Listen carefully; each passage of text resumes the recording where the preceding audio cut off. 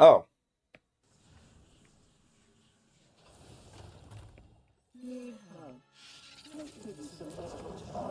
Cool.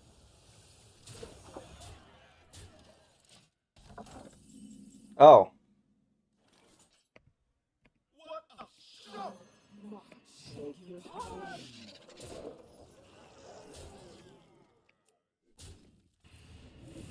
Cool. Get fucked, I guess.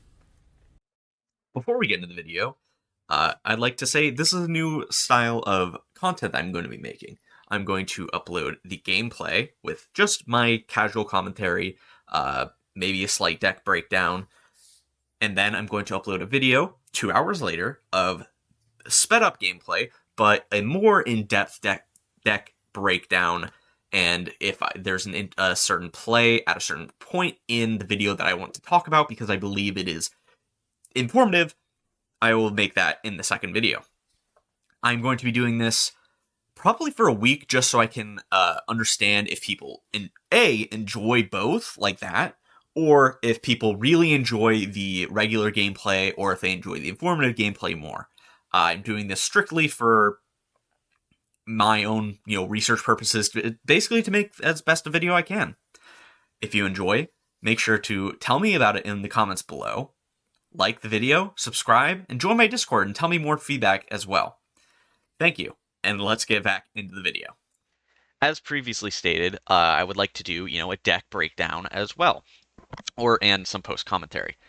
I'd like to first clarify that I still don't believe this is the better version of Shadow Priest. I think that you have a much larger chance of low rolling because of the inconsistent dragon package, and you just have 2 5 drops in your deck instead of one. And honestly speaking, you don't kill as consistently on like turn 3 or 4 as you do regularly.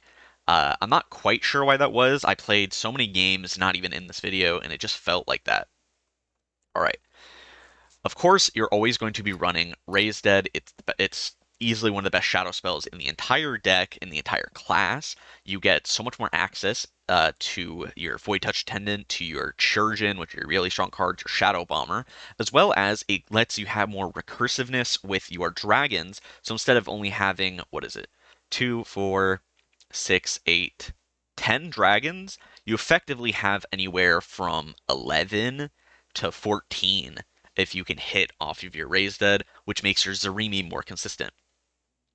As well, Cleric of Scales is just strictly better than the 2 mana.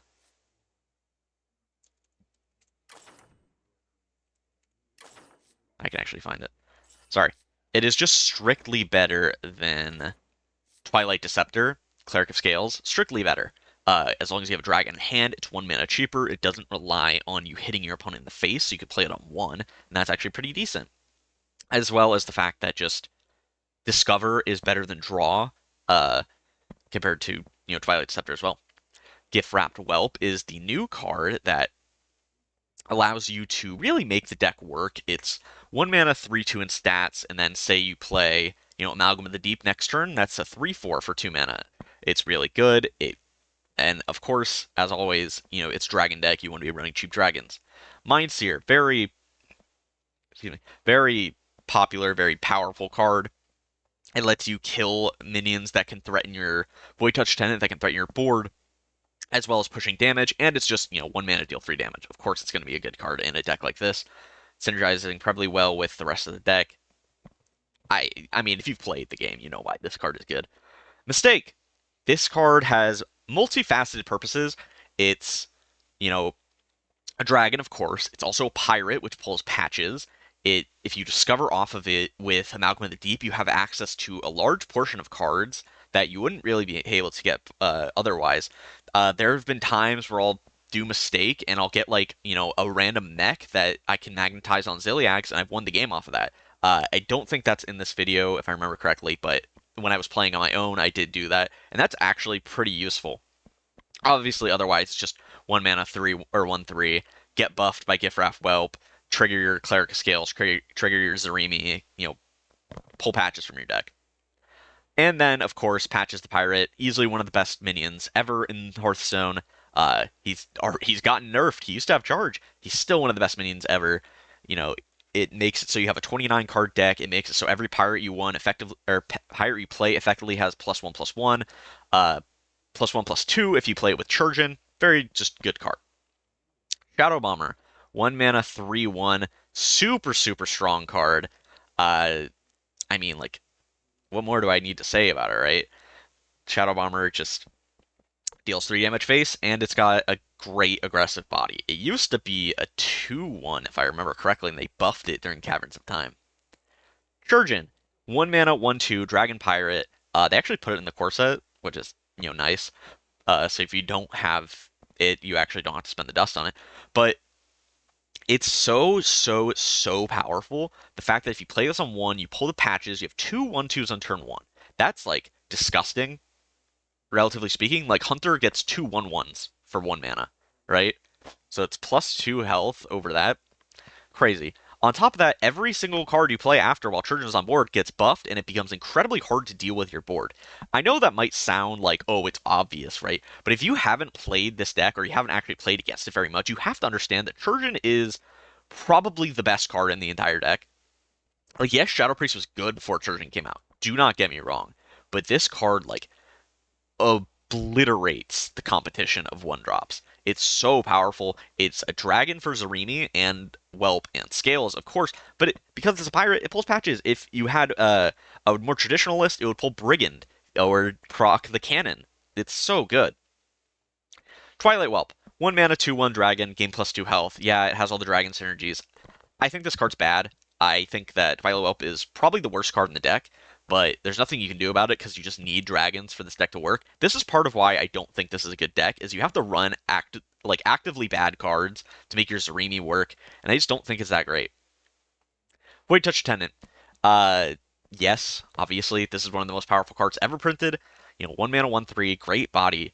Both heroes take 1 extra damage from all additional sources, or from all sources. It's so nuts. It effectively gives all your minions +1 attack. It gives all your spells +1 spell damage. It gives your hero power +1 damage. It's such a powerful card. This card, before Churgeon was easily the best card in the deck, but I still think Churgeon is slightly better. You don't need Void Touch Attendant as much as you need Churgeon for the deck to function. Amalgam of the Deep. It's all the same things I said about Mistake, but it also gives you access to more dragons. Uh, Sometimes you just play. I've had games where I'll do Whelp, Amalgam, Raise Dead, Whelp, Amalgam, and then I'll play like, I don't know, a Mistake or a Twilight Whelp or a Churgeon, and then my Zuri will be on turn three, right? Like, it's so, so good. It's again though pretty weak card. I think the like Mistake and Amalgam are of course not as great because they effectively don't go. They're not face cards, which is what you want in the deck. But again, what are you gonna do, right? You need to be running enough dragons for Zarimi. Mind Blast. It's 2 mana, deal 5 damage. It's a shadow spell. It's 2 mana, deal 5 damage. Obviously, this is a good card in this deck. Like, look at it. Cathedral of Anointment. So a lot of lists don't run Cathedral anymore. I'm not a big fan of not running it. It's 3 mana, draw 3 eventually. Usually you're only getting 2 draw out of it, to be fair, on 3 and 5. But it's still, buffs your minions. You can buff your Churgeon. You can buff your Void Touch Attendants so they're harder to kill. And, getting card draw is pretty nice. You only have 2 card draw cards in the deck. Cleric of Scales and Cathedral of Anointment. So sometimes you just need it, right? Sometimes it adds up to a incredible amount of damage. Benedictus, the whole reason you're playing the deck, technically the worst card in the deck because it's just 5 mana 5/6, but the hero power is obviously what you're doing. A lot of times you're not hero powering very often. Sometimes, he literally doesn't do anything, but that's fine, right? You get those low roll scenarios where you need to be hero powering, or you just need that 2 damage to help push, help fight for board, and that's why Benedictus is so powerful.